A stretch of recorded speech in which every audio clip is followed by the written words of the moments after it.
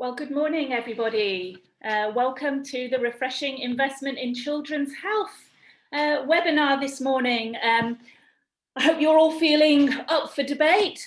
We certainly are. I'm Barbara Crowther. I'm the coordinator of the Children's Food Campaign, and also going to be chairing our webinar this morning. What I'd like you to do, just to let you know that, let me know that you can hear me. You've got your sound coming through loud and clear. I'd love you to click on the chat function and start to introduce yourselves, say where you're joining from, and say any interest that you have in the topic that we're going to be discussing this morning. So I would love you to introduce yourselves in the chat this morning, which you can see at the bottom of your screens. And maybe say what you had for breakfast. We're going to be talking about breakfast later. And as we know, if you don't have breakfast, you may end up too hungry to learn.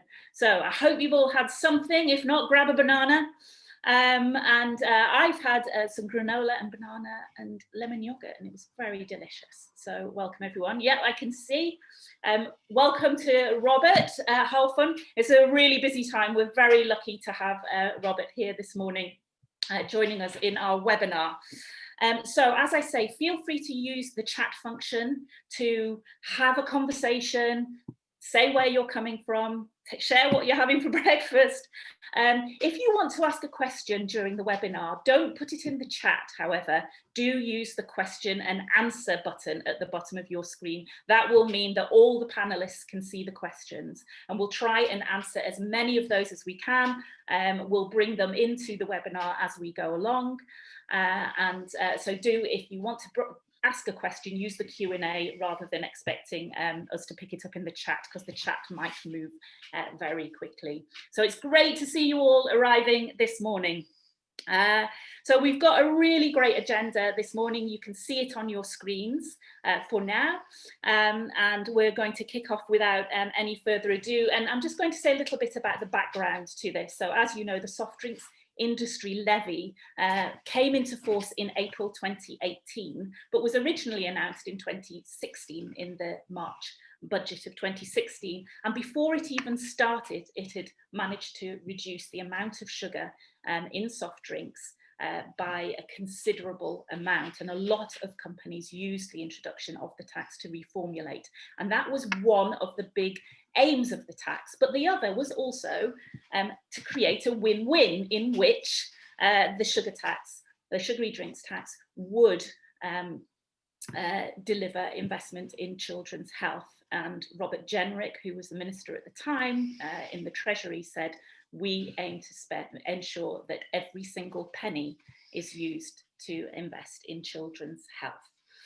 Now, we at Sustain and the Children's Food Campaign, Sugar Smart, along with organisations including the Jamie Oliver organisation, the Obesity Health Alliance, we were part of campaigning for that win-win concept. And in year one, it looked like, in 2018, 2019, it looked like it was all going well, because the government did announce well over £300 million worth of investment in programmes, including doubling the sports and PE premium from 160 million to 320 million, introducing funding for the National School Breakfast Programme, which we're going to hear a little bit more about later, but also a flagship programme called the Healthy Pupils Capital Fund. And it was £100 million that was going to get disseminated into local schools. Now, a third of that went into the Academy Trusts, and there's a spreadsheet on the government website around the projects that funded. And 2/3 of that went into local authorities, and it's been very difficult to find out what happened to that. So we've set out to look at that. Since that first year, however, we've seen less and less transparency around what is happening with this money. So the National School Breakfast Programme and the Sports and PE Premium are both still being funded, but neither of those add up to the amount the Soft Drinks Industry Levy is raising. And despite a raft of parliamentary questions and even a couple of freedom of information requests, we've struggled to track down what is happening to all of the money. So that's what we're here to discuss. What's happening? What would people like to happen? Where did the Healthy People Capital Fund go? what's going to happen to the future of things like the school breakfast programme, and where would we like to see the soft drinks industry money, every penny being spent for children's health. So that's the topic of today's conversation, and we hope we're going to have a really robust debate. And if you are following us on Twitter as well, please use #SugarTax, and that way we will pick up all of your tweets and hopefully share those more widely. So with that, I am going to immediately pass over to my colleague Vera Zakharov from the Sugar Smart campaign. And Vera is going to give you a very swift overview of the research that we've done with local authorities and local schools to find out how did that Healthy Pupils Capital Fund money help. So Vera, thank you. Thank you very much, Barbara. I will share my screen. Oh, bear with me a moment. Okay, cool. I hope everybody can hear me okay. So my name is Vera Zakharov. I'm the Sustainable Food Places Local Action Coordinator, and I work at Sustain. This includes the Sugar Smart campaign, as well as other work. And just a quick thing, if you're engaging with us on Twitter, please do use, please copy in Sugar Smart UK, Children's Food, and UK Sustain. So it'd be really great to interact with you guys. So I'll jump right in. Firstly, so I'll be talking about the report, giving you a quick overview. But firstly, just wanted to acknowledge the many people who made this happen. So the schools, councils, and organizations that filled in the survey and gave us the case study, our network, Sustainable Food Places, as well as our colleagues at School Food Matters and Soil Association that helped to promote the survey, and of course individuals who wrote to their MPs about making sure that the sugary drinks tax is used to improve children's health, who wrote to their MPs, and of course the MPs who have raised these issues and are continuing to raise these issues in Parliament. So this is really with everybody in mind that we present this amalgamation of this work. So a bit of background on how this report came to be. Well, initially when the government announced that the soft drinks industry levy and promised that every penny would be spent on improving children's health, this is widely welcomed by both campaigners and people working at the local level. And the £100 million Healthy Pupils Capital Fund was really the flagship investment of that first year of the levy, but this was for 1 year only. The funding came to an end in 2019. And unfortunately, we had there was no further information on how this funding gap would be filled in the future. There was limited information on how the Healthy Pupils Capital Fund was spent. Government did publish local allocation of the funding, which was very useful. And we knew that that a third of it went via Academy Trust, and this was reported on. And so some of the feedback was coming back from that was that a lot of the funding had been sucked up by things like school repairs. Of course, fixing roofs and removing asbestos is hugely important, but this was not the intended purpose of the fund. And of course, it risked masking the true costs of school upkeep and repairs. But we at Sustain, we really wanted to investigate how the remaining 2/3 was utilized via state-funded schools. So through our Sustainable Food Places networks and through our Sugar Smart networks, as well as through other networks, we put a call out and received some brilliant examples of how this money was being spent in some areas. So there was no further announcement on future funding along these lines. So with an ongoing gap of spending of the levy, we wanted to make a really strong case for its need locally and the benefits to children's health that it can have. So as with all of Sustain's policy and campaigning work, we wanted to put forward detailed recommendations on how this funding could be spent for greatest public benefit. And of course, we wanted to make sure that our calls are based on local needs and contexts. So with that, we amalgamated, so we promoted the survey and pulled together case studies, and we brought this feedback together, and this was the basis of our report. So on the survey, we had a total of 90 respondents that completed the survey. This included schools, council teams, and organizations that work with schools. The survey explored how the Healthy Pupils Capital Fund was spent and asked how schools and others could best utilize a future fund for capital and other one-off projects. We also interviewed councils and organizations whose commendable approaches were known to us, and those formed the case studies in the report as well. So the Healthy Pupils Capital Fund spend on food projects was quite diverse. It was spent on things like polytunnels, edible playgrounds, drinking fountains, Ready Steady Cook programs, fridges and storage, a mobile fruit caravan, which is also featured in our report. And, really important and simple, but, structural things like kitchen upgrades to bring catering in-house and dining facility improvements, which you'll hear about later today. So with our survey, also some trends are starting to emerge. So overall, there was limited uptake due to either lack of awareness of the fund being available or lack of lead time. A number of areas allocated much or all of the funding toward sport and PE projects. And bearing in mind, this was of course on top of the sport and PE premium which was available to schools. So we realized actually a very small proportion went on food related projects. We also noted that where councils were involved in administering and allocating the funding, their uptake was a lot higher. There were also other benefits to local authority teams being involved, such as more detailed funding and costings to help guide school applications, as well as consultations with school leads to ensure the allocation was actually fair and focused on greatest impact. So there was involvement of the school teams as well in how the money was being spent locally. We also noted, as expected, no two approaches in local allocation were alike. This is something we at Sustainable Food Places Sustain really celebrate.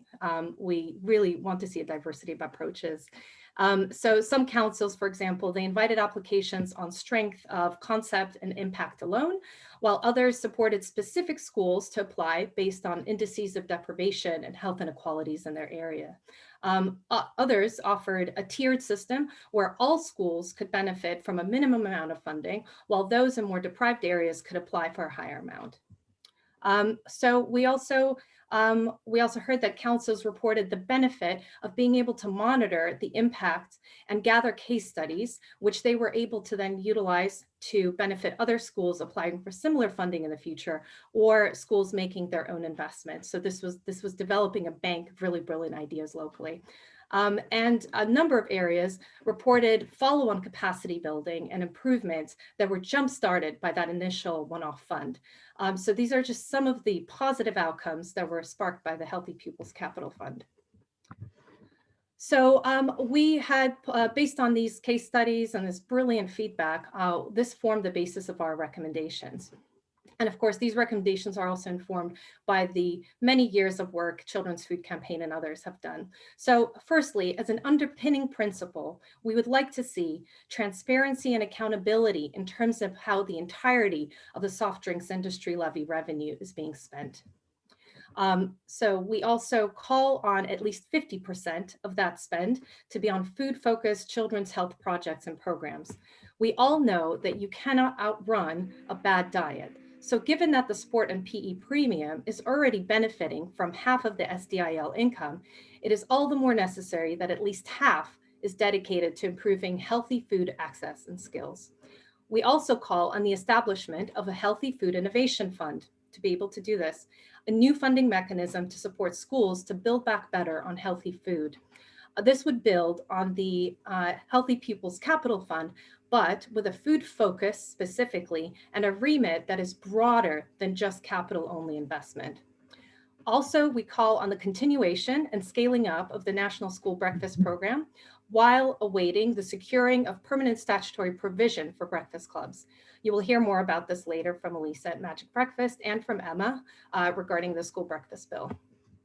So on the Healthy Food Investment Fund, we have three key principles for a future fund. This fund, as I mentioned, should be food focused, a fund that can meet local demand for food related projects and to improve children's health in schools, that it basically is otherwise very difficult to resource locally. The fund should be flexible, a fund that allows for a diversity of locally designed approaches that enable a joined up working, targeting for greatest impact and better local evaluation. And lastly, this fund should be future-proof, a multi-year commitment to a fund that is not limited solely to capital and that allows for continuation of investment, local innovation, and building on previous learning. So importantly, we want to make sure that there is a plan for this fund to continue in the future. And so lastly, I want to give you some really great ideas of the types of projects that a Healthy Food Innovation Fund could make happen. And so I've kind of put it together into 3 categories. So there could be projects based on provision. So these of course include cooking and dining facilities improvements that are very important. This also can include drinking fountains. This could involve a mobile healthy food provision, so something a bit more creative that potentially could even be shared among schools. And of course, after school and holiday club investment. Projects could also be based on education. So this obviously, as you can expect, could include growing outdoor education, utilizing of outdoor spaces better, cookery education, and crucially teacher training to make sure that these types of one-off funding can have a long-term benefit by making sure that the skills remain within the school teams. And of course, this could include projects that build community and spread the benefit of this funding beyond the school gate. And so some of the examples here are a mobile food education bus. Would you believe it? This example came up time and time again in our surveys. So I think really it would be brilliant to see this type of project get started in places across the UK. Also, this can include dedicated food teacher training facilities, so facilities that can be shared amongst different schools, so standalone facilities to increase that food teacher knowledge, and projects such as farm visits and offsite education activities connecting children's understanding of food beyond what happens in schools and really as they experience it throughout their lives and beyond. So that concludes my brief whistle-stop tour. If you guys have any questions, please do put them into the Q&A. And yeah, please do get in touch. Thank you so much. Thank you, Vera. That was an incredible whistle-stop tour of our report, which you can find on our website, and I'm sure Ren will put that into the chat for you if you haven't already seen it. Also want to welcome our 2 MPs who've joined us this morning. We have Emma Lewell-Buck from South Shields, which is, I grew up in Newcastle, Emma, so I'm really happy to have somebody from the Northeast. So, well, Bolton and then Newcastle. So the people in Newcastle beat the Bolton accent out of me in the school playground until I spoke like a proper Geordie. And also Robert Halfon from who's the chair of the Education Select Committee. We're going to come to them in a moment. If you were inspired by Vera's presentation, all of the ideas around what might we do to get more of the sugar tax money flowing back down into local schools, really making a difference in tackling both obesity and child food poverty. You know, do use the chat, share your thoughts on what you think should be some of those priorities, where you think schools are struggling. And the reason that we're saying it should be food focused is for the first 3 years of the Soft Drinks Industry Levy, 160 million of that money has been used for the sports and PE premium. So that's a 420 million pounds worth of uplift in the sports and PE premium. And relatively speaking, very little of the money has, you know, as we've seen, even through the Healthy Pupils Capital Fund, really helped kickstart food-related investments. And as they say, you can't outrun an unhealthy diet. So whether it's tackling food inequalities or tackling healthier food in school and child obesity, we're really interested in your contribution. And we do have people from the Department for Education listening in this morning. We did invite them to speak, but they said, no, we want to be in listening mode. So please do share your ideas, and we're hoping that they will continue in listening mode, and we will be following up ideas from the webinar. Now, just as one example of the many programs that did benefit from the Healthy Pupils Capital Fund. We've got Laura Flanagan with us this morning from the local authority, the borough of Croydon. And just for a few minutes, Laura's going to talk a little bit about how it worked for them locally and what it meant, and what would you like to see going forward, Laura? So over to you. Thank you very much, and good morning everybody. I'm Laura Flanagan. I'm just about to share my screen so that you can see some of the things that we did in Croydon as part of the Healthy Pupils Capital Fund. I am hoping that that is showing for you, but please do let me know if anybody has any problems. I'm sure somebody will tell me if they can't see my screen. I am part of the education team, thank you Barbara, in London Borough of Croydon, part of the council. My role is improving healthy eating and school food provision and physical activity amongst all of our schools. We have around 125 schools in Croydon, and I managed the Healthy Pupils Capital Fund back in 2018. So I'm just giving you a really brief overview of what we did, how our schools benefit, and the fantastic opportunity that it was for us locally. So we received our funding allocation, which was around 167,000 for our maintained schools. As you've already heard, the academies were slightly separate. We have a lot of academies in Croydon, as was the voluntary aided schools funding. So I'm just talking about our maintained schools at the moment, which is 34 in Croydon. We decided to allocate to each of those 34 schools based on their National Child Measurement Programme data, which is their child obesity data, which we receive into the local authority every year. I disseminate that to schools. Therefore, we thought this was a really good opportunity for us to target some funding where it was most needed. Roughly, we allocated schools around 2,000, 6,000 or £9,500 based on their data, being in our top, middle or lower thirds in terms of levels of childhood obesity at year 6. And I've given you an idea as to our expectations of schools. So we were very specific. In addition to the guidance that we received from DFE, it was entirely food focused in Croydon, and we only gave schools the opportunity to partake in one of 4 project ideas, and you can see those on the screen. The document on the right, I'm aware you wouldn't be able to read that, and that is intentional. It is merely a screenshot to demonstrate that we provided schools with really detailed guidance. So for each of those 4 options, they were able to choose one or more of those themes, design a project, submit that to me for approval, and then run their project. And every one of the 34 schools returned their project outline, completed their projects, and then submitted data afterwards. We asked for before and after photographs, as well as some data, particularly from those schools receiving the highest amount.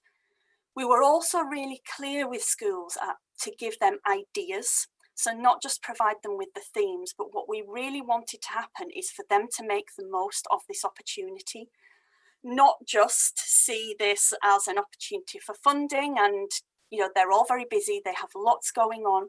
It's sometimes quite easy to quickly come up with a project idea that maybe doesn't make the most of the opportunity or have the greatest impact. So in our guidance to school, we included a list of example things that schools may want to do, and also photographs of changes. We thought this would help them and resonate with schools, and it would make them, it will enable them to look at the guidance and identify things that would work best in their school. So projects that were completed, I've added some photos around some of those 4 themes in Croydon. So it just gives you a little snapshot. Dining room changes to impact on school meal uptake were popular, really popular amongst our schools. You can see some of the changes there were changes to the equipment in the dining hall, the environment to make it more appealing and encourage children to take a school meal. Water fountains. So we had lots of schools buying water fountains that were also bottle refill fountains, which was fantastic because I genuinely believe this is something they wouldn't have done otherwise. We had a great investment in water facilities, cookery facilities, as you've seen, so teaching kitchens, mobile cooking facilities, and also food growing. So all of these changes we believed would have an impact long term, and they would make changes that would enable all pupils in the future at that school to benefit. And just to finish off with what worked well, there were many successes. Yes, it was very challenging for lots of reasons, some of which you have heard about, but actually this was an opportunity for us. And we really wanted to make the most of it. It was for a specific purpose, which worked well. We went one step further. We were very specific with schools. They responded really well. Their response to the funding and the projects was incredibly positive. It also helped us to raise the profile of pupil health and changes that could encourage healthier behaviours in school. What we find locally is that when there are national opportunities, there are national reports, there are national publications, there are national funding opportunities particularly, it shines the light on pupil health. With this opportunity, it really enabled schools to focus on school food and what would make a difference in their school. And when it seems like it is important locally and regionally and nationally, in our opinion and our experience locally, this is where schools start to listen and think more carefully about what they're doing and try and implement new project ideas. And I mentioned this on the last slide. I genuinely believe that schools made changes that they wouldn't have made otherwise. It was this one opportunity, specific funds for a specific purpose. We gave them all the support they needed to implement those changes, and we had fantastic results. The photos demonstrate that, but we also had increases in school meal uptake, much better pupil responses to the dining experience, more pupils cooking, more pupils food growing, and water uptake has increased across those schools. So I will leave you with a couple of quotes there that you can see, and I'm happy to take any questions afterwards. Thank you.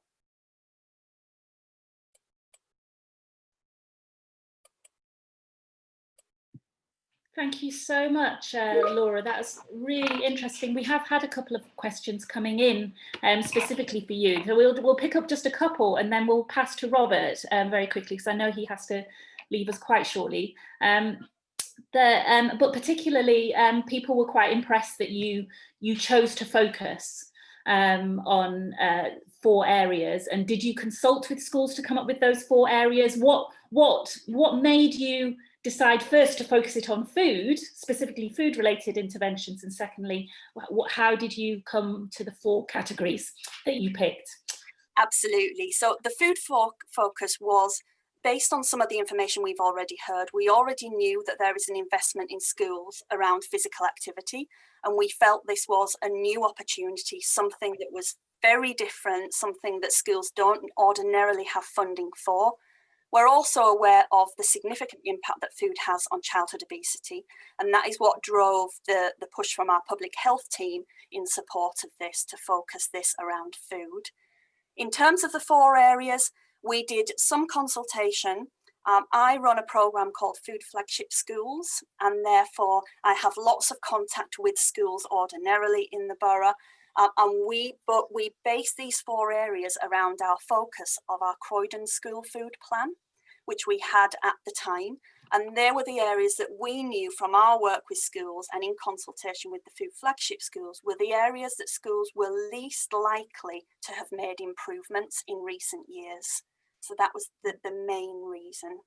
That's really useful. Thanks so much, Laura. I'm going to pass on without further ado. There'll be plenty more time for discussion and for coming to the questions that you're putting into the Q&A. But I want to bring in our 2 MPs, and we're really lucky to have cross-party support on this and a really good partnership. And I'm going to pass first to Robert Halfon, who's the chair of the Education Select Committee and also an MP out in Essex. So Robert, over to you. Thank you so much for joining us. I think on behalf of everybody campaigning on child food poverty right now, I think I just want to say thank you so much for all the work that you've been doing recently, and including during the parliamentary debate calling for the use of this Sugary Drinks Tax money. So over to you. Thank you very much, and I hope to do that again today in a parliamentary debate on education. And it's a pleasure to work with Emma, who led the Magic Breakfast Bill in Parliament as well. And it does show that we can work as cross-party, and Emma's an MP that I much admire on the other side of the House of Commons.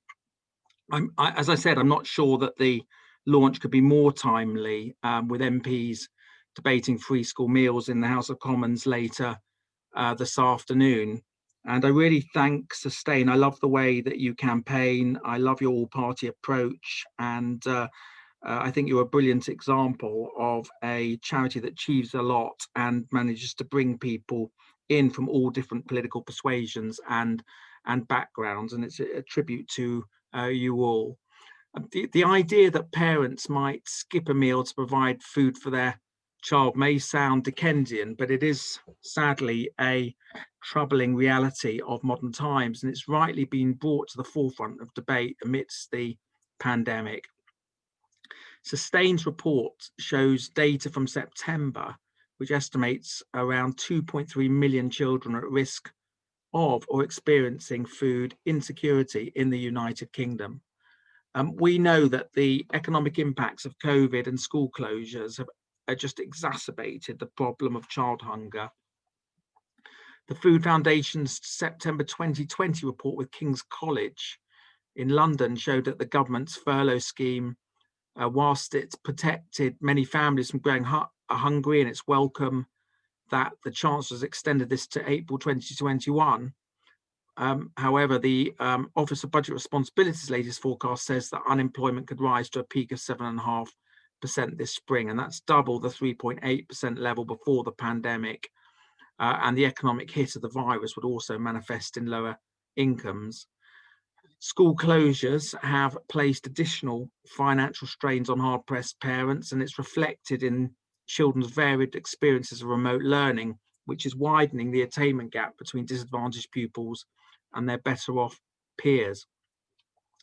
Many parents who've worked hard their entire lives have found themselves unemployed or really struggling with the cost of living, and for the first time unsure of how they'd provide the next meal for their children. And there are deep impacts of child food insecurity on social justice and implications that can damage the chance of potentially millions of children. One thing I care about deeply is attainment, and we know that child food hunger has a massive impact on children's attainment. The Kellogg's company's report, A Lost Education, showed that if a child arrives at school hungry, teachers believe they lose at least 1 hour of learning time a day. And added to that, the impact of school closures on education inequalities, with around 2.3 million children learning for less than 1 hour a day in the first lockdown. These pupils risk being left behind even further. And we know that hunger hugely affects a child's concentration, behaviour, readiness to learn, energy levels, punctuality, and attendance. A randomised control of Magic Breakfast National School Breakfast Programme by the EEF and the Institute of Fiscal Studies in 2016 showed that pupils in schools supported by breakfast clubs made an additional 2 months academic progress over the course of a year. So I'm glad that the Department for Education are listening to this event today, because that to me is a no-brainer in terms of why we should be supporting school breakfast programs, particularly for in disadvantaged areas for disadvantaged children. So if we want to address the learning loss caused by this pandemic, why not start closing the disadvantage gap? Ensure that children can fully take advantage of the 1 billion invested in the catch-up tuition by the government, but we also must make sure they're properly fed. And food insecurity comes at a high price to the economy. So just to quote Kellogg's again, they said, in terms of education alone, the grip of hunger could potentially cost the Treasury at least 5.2 million a year, through teachers losing teaching hours to cope with the needs of hungry children. And in the long term, tackling child hunger can reduce unemployment, increase productivity, and break a cycle of welfare reliance. It creates a level playing field for these children, bringing them to the first rung of the ladder of opportunity. In turn, they're able to climb those rungs with job security and prosperity at the top. And as I said, it's a no-brainer. Some of you may be aware that I led a campaign in Parliament, with the help from food charities and organisations like Sustain a Magic Breakfast, in support of extending food and activities to disadvantaged children over the school holidays, rocket boosting the National School Breakfast Programme and increasing the value of Healthy Start vouchers. I'm a passionate believer in the Holidays Activities Programme because it means children can go into school, and I've seen it in my own constituency, can learn, have mental health support and sports activities as well. In October, I voted against my own government in the vote on extending free school meals during the school holidays. But since then, and with a big push from, I hope Emma doesn't mind me saying this, with the leader of the opposition, Marcus Rashford, the government has come up with a much more comprehensive package of support to tackle child food insecurity, worth more than £500 million, and we should welcome that. It is a lot of money, £220 million holidays and activities food programme running over Easter, summer and Christmas holidays, both to provide kids with a nutritious meal, but also activities, as I mentioned, like art, sports, mental health, which will be so important following the social isolation children have experienced during the lockdown. I remember visiting a school in the summer, and children had gone into school to learn physics. Disadvantaged children were being offered physics learning for a few hours a day, as well as sports and food. And the idea that I would have gone into school to learn physics for more than 10 minutes in the summer holidays would have been unthinkable. And yet these children wanted to go in to school and learn and do other activities. Now, Sustain's report says the government should increase these efforts to invest in schemes that support hungry children on a community level. And the reason why I like this is that you're not even calling for new money from the Treasury. So all you're doing is asking for a proportion, 50% of the £340 million revenue from the Soft Drinks Industry Levy, known as the Coca-Cola tax in normal terms, is to be spent as it was intended at the time of its introduction, towards improving children's health and well-being.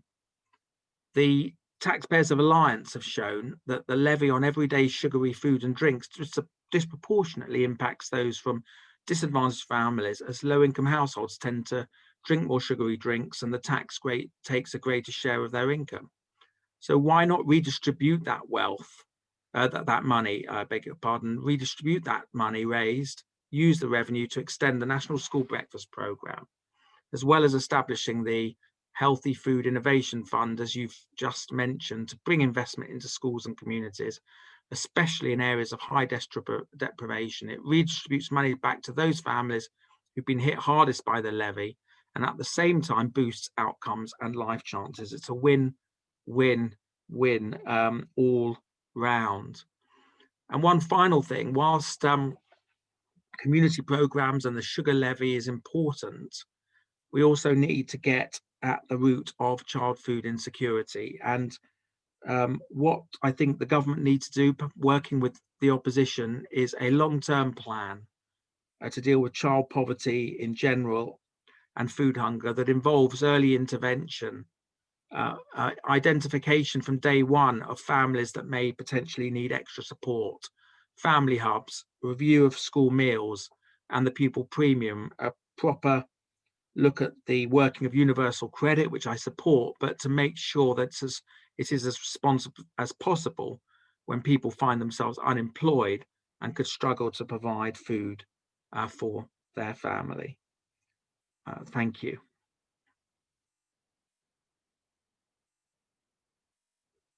I love what you say, we're not even calling for new money. And in fact, we're even calling right now, and it's been a question in the chat and the Q&As, that we're actually calling for, it's been 3 years now since the introduction of the levy, and we're also saying perhaps the threshold for the levy could be lowered slightly now. It's 5 grams per 100 mils.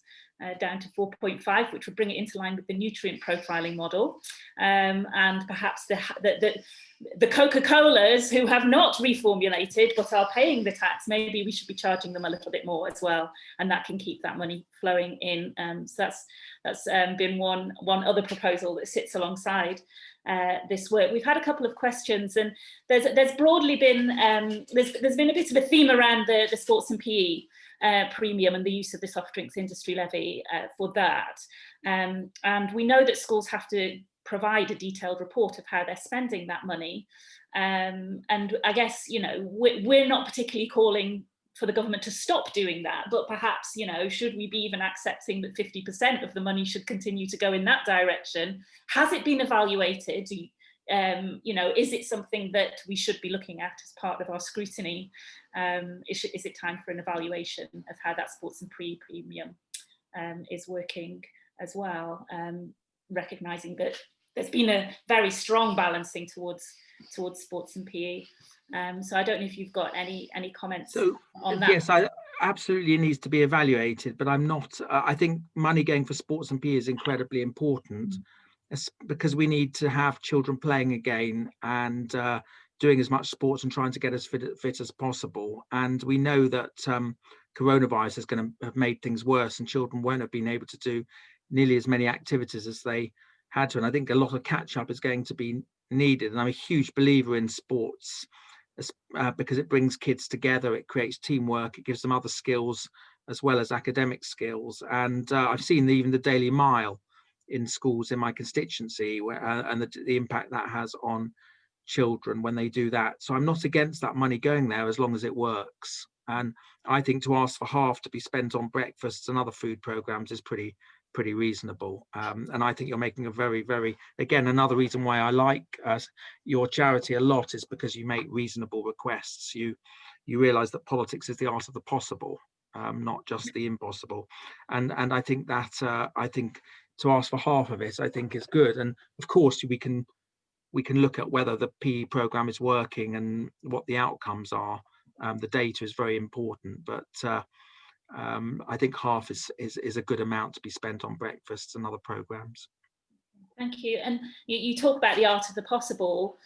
We've also had a question about the holiday activities and food funding has been announced for 2021, and it is an incredible step forward, and I think we all ought to, you know, so a big cheer for every single organisation and individual and MP that was involved in supporting the government to make that decision, but it has only been announced for 2021.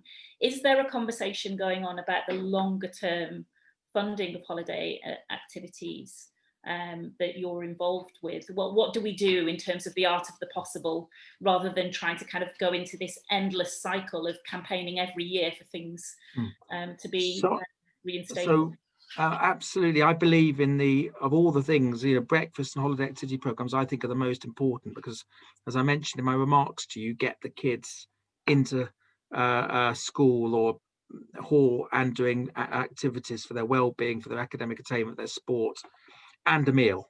So it's a win-win. And so you increase their attainment and catch up as well. I think the catch up, my hope very much is that it should be every year. Rome wasn't built in a day. So we've just managed to get 220 million quid out of the Treasury. And that is no easy task. If you remember, they originally said no until the pressure that built up in October and November. And so I think that if they see this working and improving the outcomes of kids, there's a lot more. The Treasury are very data driven, and I think Department of Education are as well. And I think if they see this working, there's a lot more chance that it should be extended. But this is why I think we need to look at the role of the pupil premium, the catch-up fund, and this extra money to see how this could be used to get the best outcomes for children, both in food, but also mental health and well-being and educational attainment. But I think it doesn't do any harm to start lobbying now and having a all-party, Emma's on this no doubt already, an all-party approach to trying to get this extended to following years. Okay, thank you. Well, let's move to Emma now. And obviously there's no bigger champion in Parliament around breakfast than you right now, Emma. And you tabled your school breakfast bill last autumn. So we'd love to hear your perspective on how you see the soft drinks industry levy has been a big trigger for enabling that initial investment through the National School Breakfast Programme, but we need something more permanent and more statutory now. So yeah, over to you. Thank you very much, Barbara, and it's lovely to be here with so many names and faces that I recognise from the children's food world. So all power to all of you. It's lovely to be with you. And thanks for asking us to come and say a few words at your excellent report launch. And thank you to Sustain and all the other important partners you work with in the Children's Food Campaign, and just for asking me to share some of the information around my school breakfast bill. Now, you'll know already the bill's been made possible by Magic Breakfast, Feeding Britain, and many more others. And also Robert supported me from the outset. And I just want to say, you know, working cross-party is the way we get things done. And I'm looking really forward to continuing working with Robert over the coming months and years. Some of you might already have noticed as well that the bill's second reading date has disappeared because all bills have been removed from the parliamentary calendar.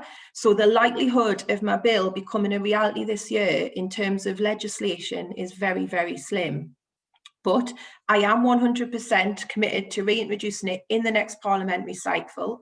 And thankfully, myself and Robert are due to meet with the Children's Minister on the 22nd of February to discuss the bill. And what we're going to try and do there is use the opportunity to press for the bill's implementation, or if we can't get that, a continuation of the National School Breakfast Programme up until 2022. So I was really pleased when I seen in your report that you're supporting this approach as well. Now, having personal and professional experience of poverty and hunger and watching the growing levels of stark inequality in our country, I am eternally determined to do all I can to make a difference. We know some of the statistics and the facts and the reality of the grinding and increasing poverty of daily life for so many of our children in the UK. Expressed very clearly a few years ago by the UN Special Rapporteur on Extreme Poverty, he was very clear that these increases come from punitive welfare reform measures, inaction on low paid and insecure work, and all of this has been greatly exacerbated by the current pandemic. The first 5 weeks of lockdown, the first 5 weeks of the first lockdown that we had, over 2 million children experienced food insecurity.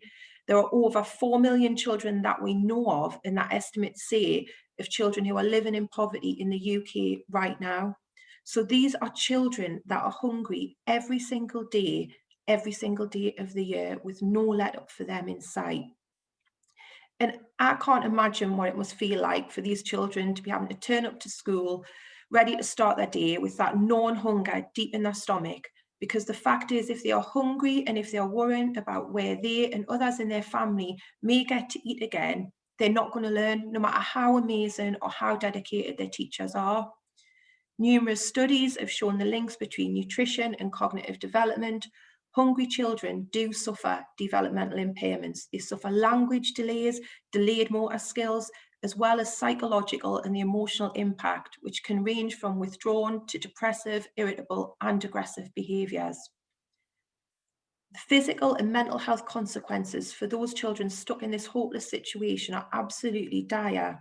Levels of hospital admissions for children due to malnutrition and a resurgence of Victorian diseases associated with hunger and poverty are on the rise.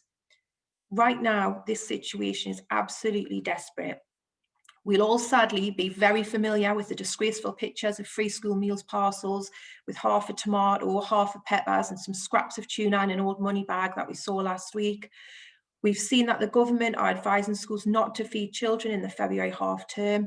We don't really know what the full plans are yet for Easter, and today we're seeing resistance to maintaining the universal credit uplift past April of this year, which will lead to some families losing £1,000 per year.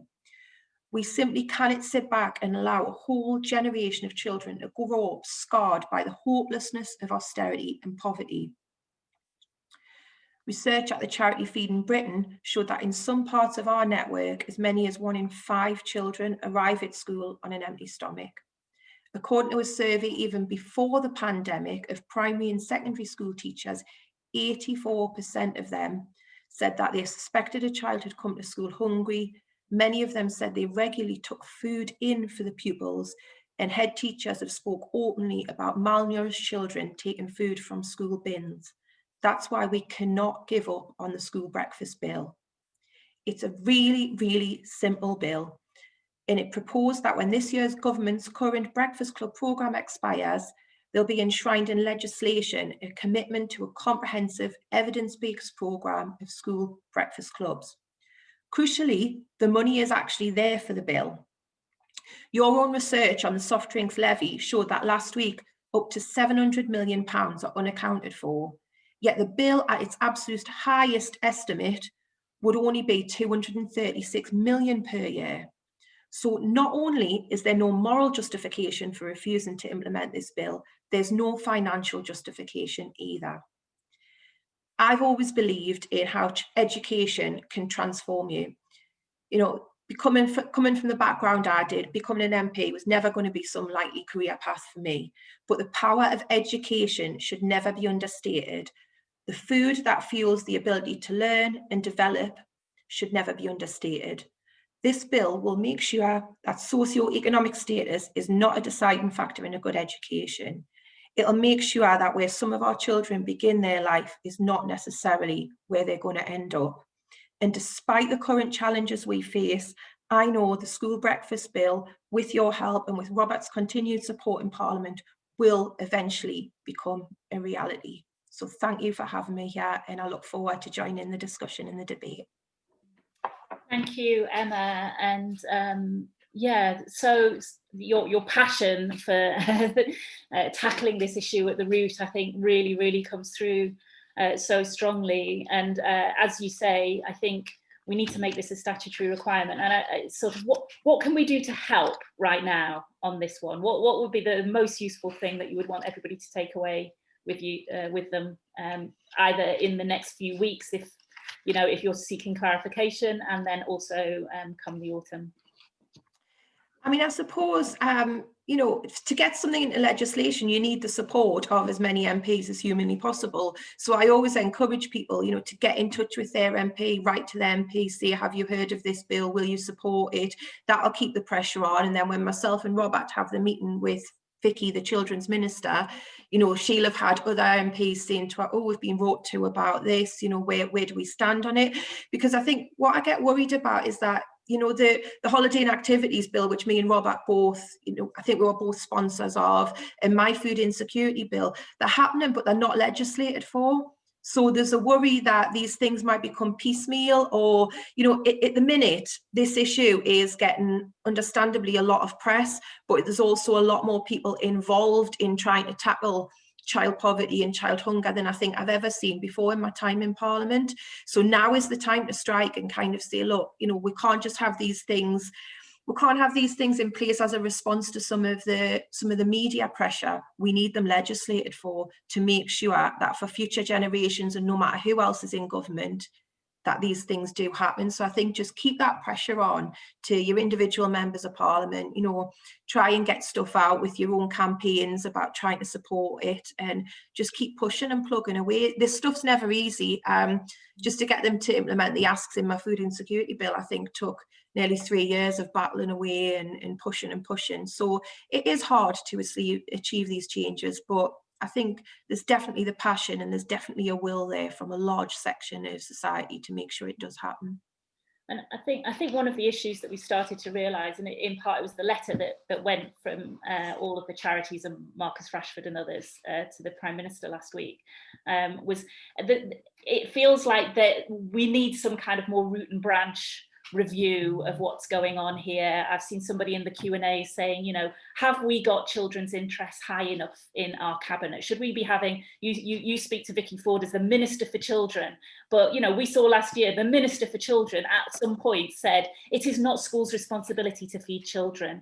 We're all saying differently here. They already are feeding children. If children arrive hungry, teachers can't teach them properly. So how do we get to a consensus about what are schools responsible for and able to deliver in terms of food? Should they be having to stay open during the holidays and feed children? That we hear these arguments coming backwards and forwards in every debate, whether it's holiday activities or breakfast. And and obviously you get all the people saying it's parents' responsibility to feed children. So what before you both disappear, because I know you've got a super busy day, I'd love to hear both of you, saying what do you think we could be doing at a more systemic level to kind of get real clarity and consensus around what schools can do, and whether or not we also need to have a bit more of a holistic approach to funding food that is delivered through the schools mechanisms? I do apologise. I do have to go because I'm doing a media thing in a couple of minutes' time. So okay. Will you forgive me, Barbara? Sorry, apologies. Thank you so much for joining us, Robert. Lovely to see you, Robert. Thanks. Take care. Cheers. Bye.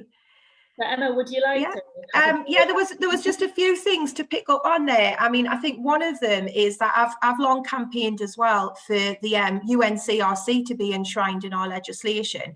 The UK is a signatory to it, but it's not enshrined in domestic law. So what that means is that the government can say, yes, we'll do these nice things around children, but we don't have to. And every time they're benchmarked against them, they're not up to scratch. And so there's an ongoing campaign there that I've been part of for quite some time, because once that's in legislation, then it has to be abided by more than it does at present. And a part of that is making sure that children have enough access to fresh food, to nutritional foods. So that's something that I'll continue to campaign for. In terms of the whole debate around, should it be schools' responsibility or not, all I would say is that schools know their cohort of kids best. They know the children best who need the support. They have an ongoing relationship with the families. And what we tend to see is when national schemes are rolled out, there's kids who fall through the gaps, and they're either picked up by schools or local food banks. And I think there was something else you said there that really is, I think it needs hammering home a lot, that we shouldn't be in this situation. There are some root things that need to be addressed to make sure that nobody has to go to a food bank. Nobody should be relying on having to have food given to them. The people's dignity is being impacted on all of the time throughout this whole debate, and people are made to feel like they're a burden to the state, and they're not.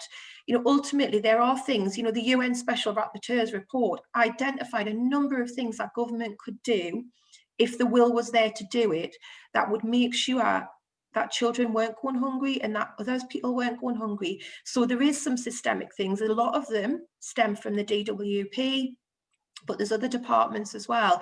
And I think, again, when it comes to children, if we had the UNCRC enshrining legislation, all departments would have to adhere to that and have to tailor every single new piece of legislation or policy with at the forefront and in their mind, does this meet our requirements under this? I hope that helps, Barbara. I know I've rambled a bit and went off on all those sorts of it's great, and it's a little bit off the topic of the Soft Drinks Industry Levy, but I think it's really important that we dig down into what some of these root causes, which is about acknowledging the right to food. And I'm very reminded that it was on the back of a massive humanitarian and societal crisis that we founded the NHS post Second World War, and you're thinking, on the back of this current crisis, could we have a completely new vision of what we see as being the way in which food and children and schools all interact? And actually we remove all of this concept of free school meals. They're not free. And we just say, actually, being fed in as part of the school day and children eating together as part of the school day is not something that happens to you if you're in a low income. It's as integral to the school day as having a teacher and a desk and a whiteboard. You don't have the rich kids paying for it and the poor kids kind of getting getting vouchers for it. But do we take a new approach? And obviously challenging economic times, but maybe there's a new vision of universal school food throughout the day and support throughout the year that we can envisage together. Yeah. I know we've got people like from Joe Gideon's office have checked in with us today, and they're working on the National Food Strategy. So I think all of these ideas, I think it's an opportunity to really think afresh. In the meantime, we do have a challenge with the National School Breakfast Programme, and I'm going to invite Alysa Remtulla from Magic Breakfast.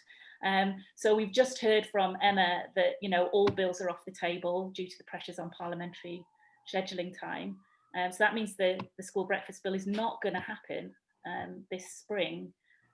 So you're involved in that programme, Alysa. Tell us what you think we need to do, and how does this link back into the calls that we're making on the Soft Drinks Industry Levy? Great, thanks, Barbara. I want to start by saying a big thank you to both Emma and Robert for their work in Parliament to tirelessly champion this issue, and it's just been absolutely inspiring to see the profile of breakfast rightly come up on the agenda over the last few months and hear the support across Parliament, but also amongst this group of people and amongst all of the different organizations working on children's food. So first, a big thank you from me.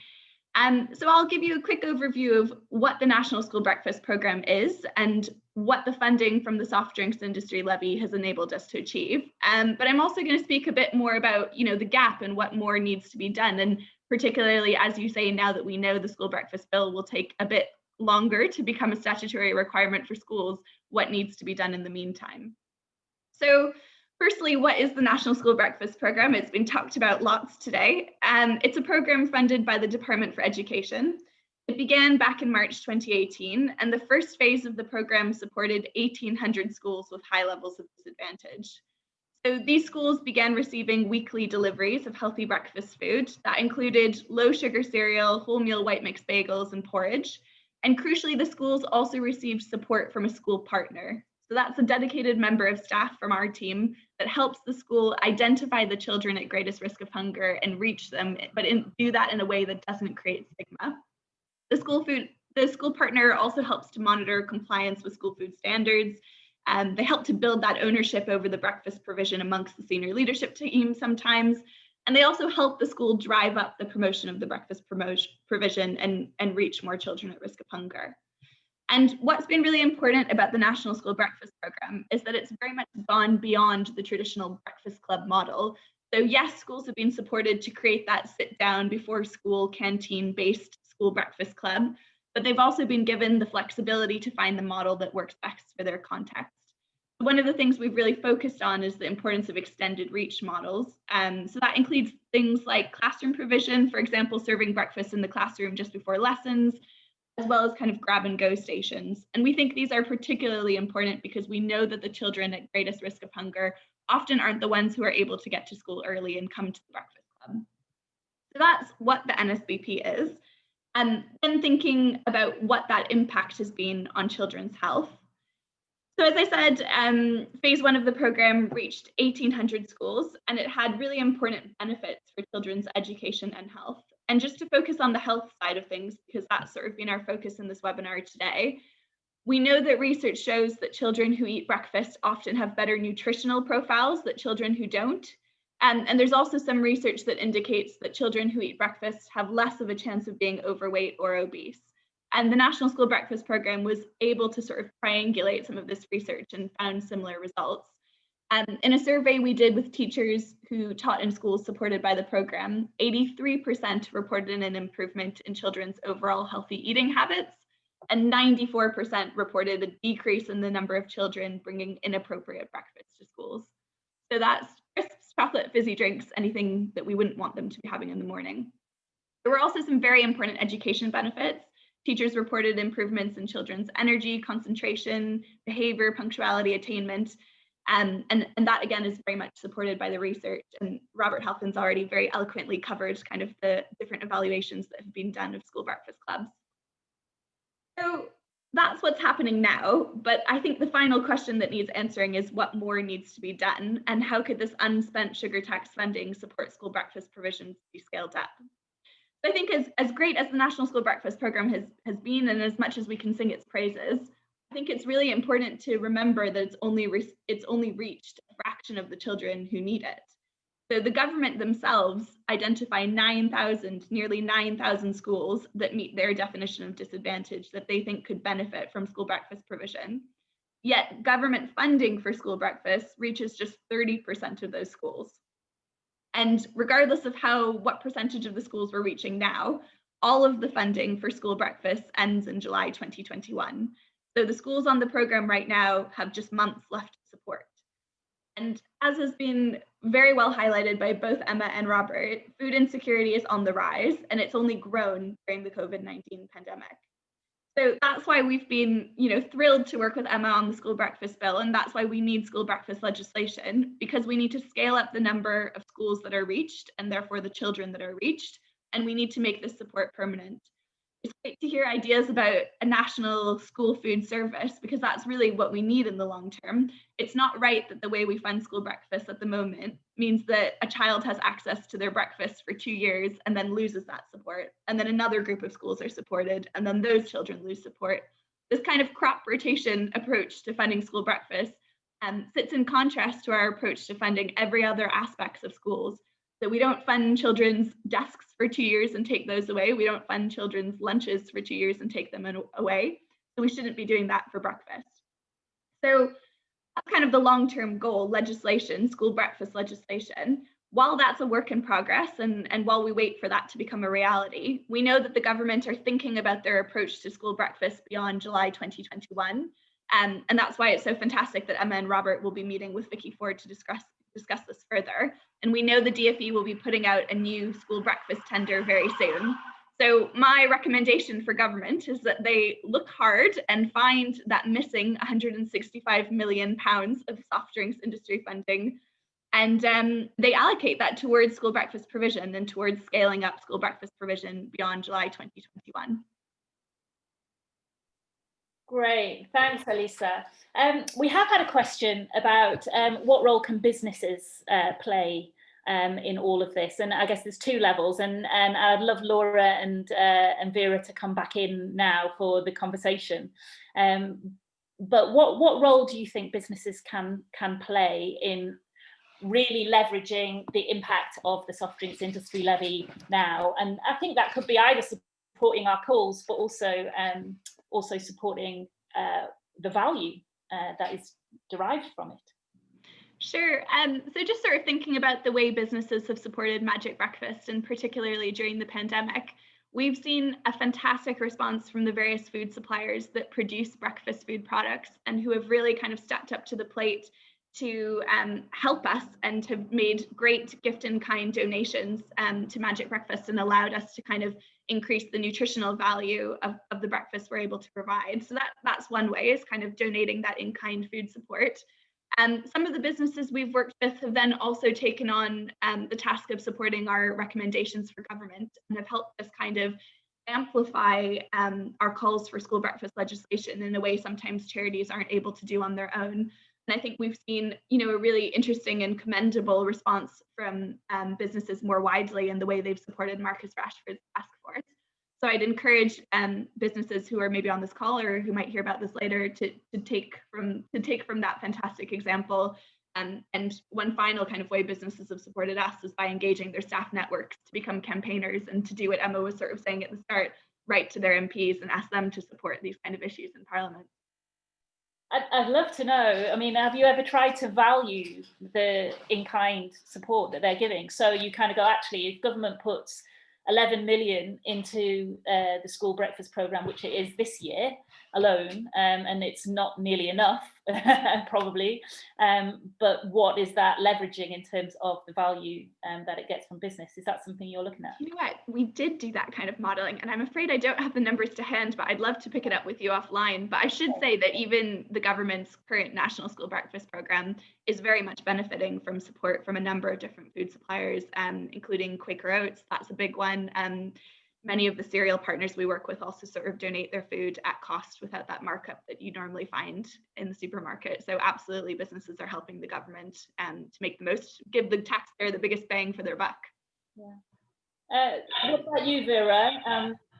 Sugar Smart, the soft drinks industry are the ones paying the levy. So what would you like to see business doing to support this call to make sure the money is being well spent? Well, yeah, I think I thought about this lots while we were working on the report. I mean, I think that first of all, the sugar levy should be something that businesses are proud of. They are putting these products out there, and they're actually paying into this, and they should see as something that actually the revenue is having a huge positive impact. So I mean, firstly, I think the industry should be more supportive of increasing, thresholds and making sure that actually the products that they put out there are adequately taxed to encourage both a reduction in consumption, but also for that money to be put to good use, because they should see the massive benefits it's having locally. So I think actually supporting this kind of shift in our food system, but also I think there's been a few examples of businesses locally adding value to the Healthy Pupils Capital Fund money that's being utilized. So there, in fact, in our report, I think there's an example of that. So they certainly could add value locally. So for example, supermarkets donating food. But I think like the main thing is this is a really, really good thing. And they should see it as something positive rather than kind of standing in the way of, of actually having it be increased. That's something I would like to see.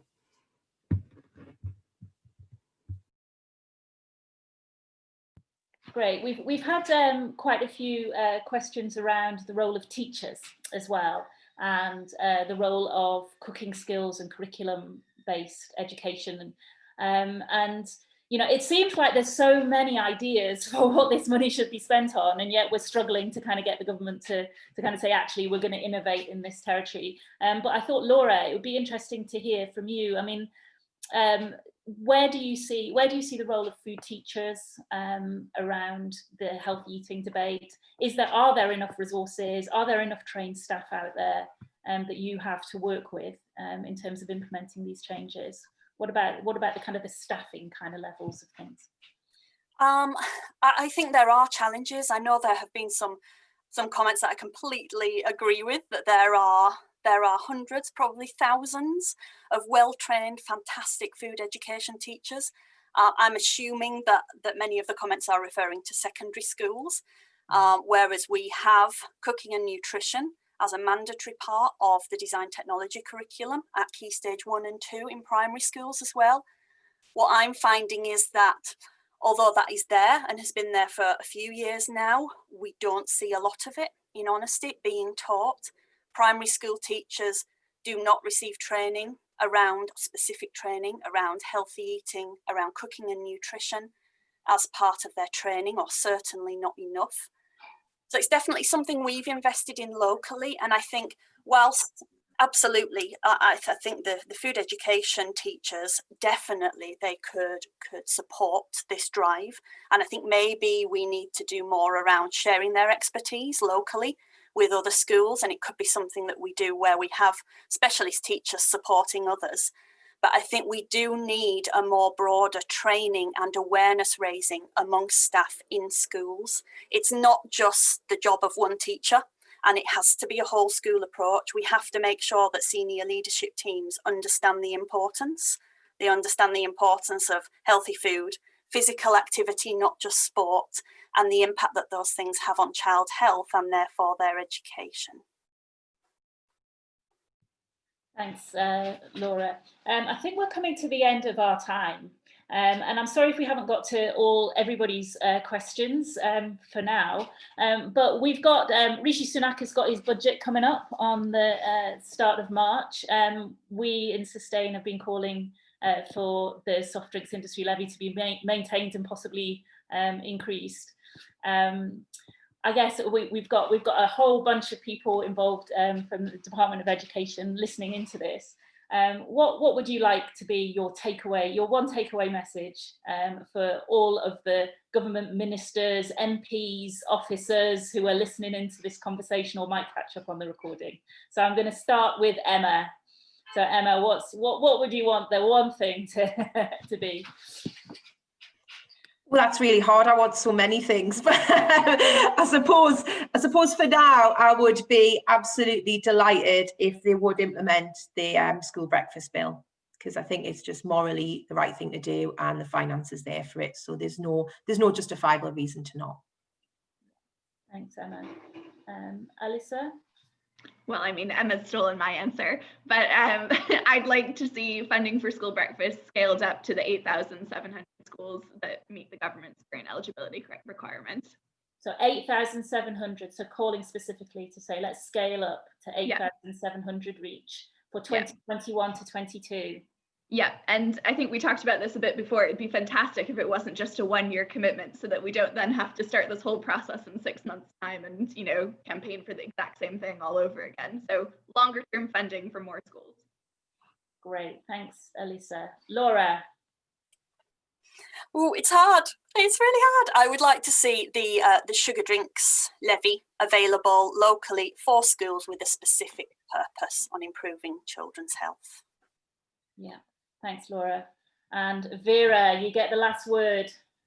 Well, I would like to see policymakers recognize the amazing expertise and knowledge that lives locally, and to support local networks, and to trust local schools and councils to be able to spend money well, efficiently, and for long-term impact. And really just champion transparency as part of that, and listen to what the public wants. Thanks, Vera. Well, thank you everybody for joining us. Thank you especially Emma for staying to the end. I know it's a super busy day today for everybody in Parliament. We really appreciate you, and also Alysa and Laura for joining us this morning. Vera and my colleague Ren for doing the research, and all of the local authorities and school officers and local schools who contributed into that research as well. We really appreciate all the feedback you gave us, that gave us the insights to be calling with confidence to make this call. Also, my colleague Ollie has been beavering away in the background, so thank you to him. And to all of you who've been contributing into the debate. Let's keep the conversation going. If you are listening, if you are in an MP's office, if you are in the Department for Education, we'd love to have a follow-up conversation.